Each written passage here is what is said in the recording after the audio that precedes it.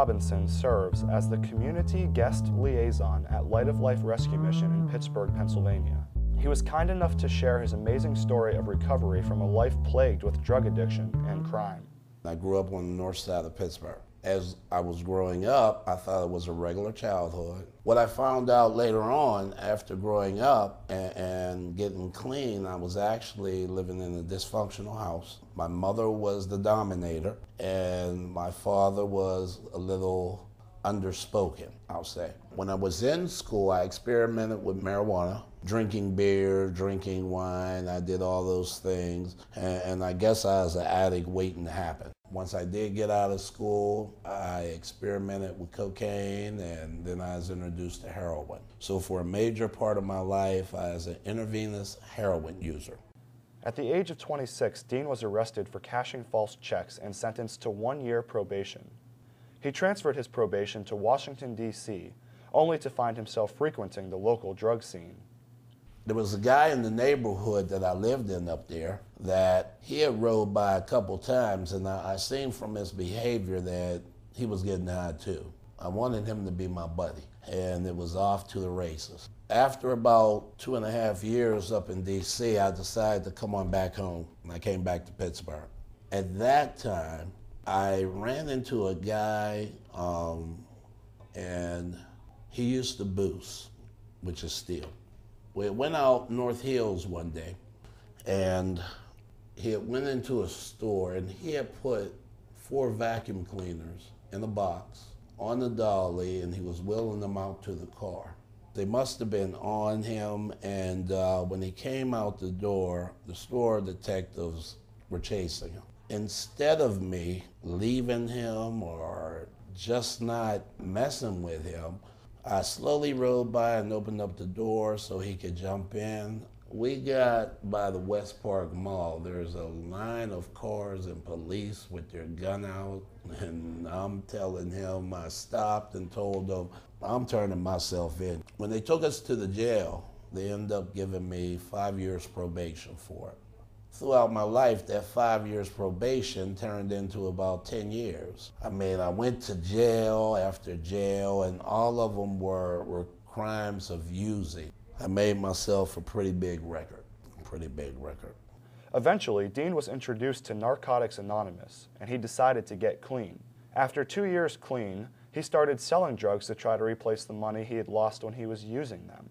Soon after, a series of domestic disputes led Dean back into addiction and eventually back to jail. Dean's wife at the time had ordered a PFA against him, or protection from abuse. The PFA, along with a recent drug bust, landed him in domestic abuse counseling and outpatient drug and alcohol treatment. I went to my counselor at DAC, and I only had 2 more classes to go. And it was very important to me that I finish my outpatient treatment. So I asked him if I could miss 2 classes to finish this outpatient drug and alcohol and then come back and finish my last 2 classes. He agreed to it. I told the judge that I got the paperwork signed from the DAC counselor, and he said it was okay for me to finish the drug and alcohol, then come back to the DAC. The judge said he didn't want to hear that. He can't give you permission. I'm the only one that can. Hit his gavel, and he said 1 to 3. My knees buckled. The sentencing was unexpected by Dean, who became depressed when he was sent to the state penitentiary. When I got up Camp Hill, I mean, I wouldn't come out my cell. I wouldn't talk to my roommate. I wouldn't do anything. After about 3 weeks of that, I finally asked my roommate to give me some reading material. He gave me some, and when I opened up the book, it was telling me something spiritual, and the paragraph was connected to my life. I started signing up for every class they had. Relapse prevention, codependency, anger management, everything. I went in front of the parole board, and they looked at my paperwork, and they're like, "You did all this?" And I said, "Yes, sir." He said, "I have guys that's been here for 5 and 6 years that haven't did this much." And I told them that I wanted to build a foundation that was uncrackable, that will allow me to go on with my life drug-free. Before I left the room, one of the guys said, "Mr. Robinson," I said, "Yes, sir." He said, "Don't come back." Shortly after he was released, Dean nearly lost his life when a truck smashed into his car. He had to be cut out of the car, resuscitated by paramedics, and rushed to the hospital.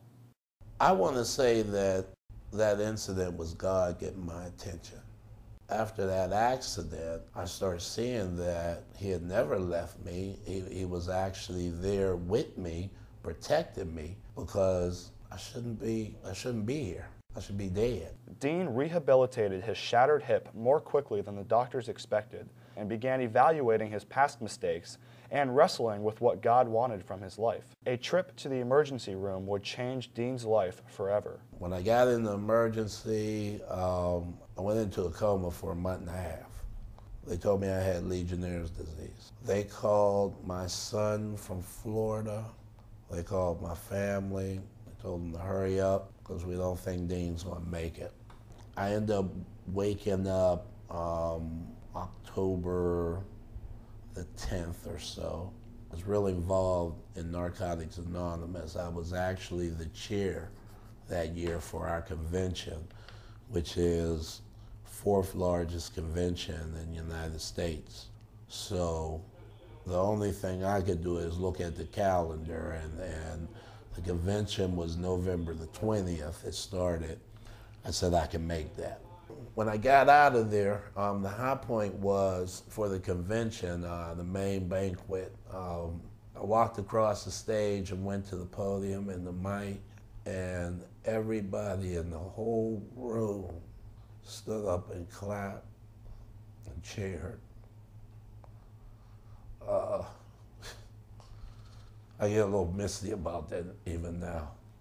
It was just so awesome. I couldn't believe it.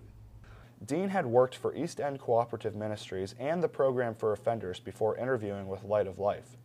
I told Cindy and Dave and them that I believe God is steering me over here for what you guys can do for me as much as what I can do for you. I thank God on a regular basis for bringing me over here. I've met some people that mean so much to my life. I'm working with guys and trying to help them build a foundation so when they walk out of here that they know and understand that they don't never have to use drugs or alcohol again in their life. Many of Light of Life's clients, staff, and donors share similar success stories to Dean Robinson's.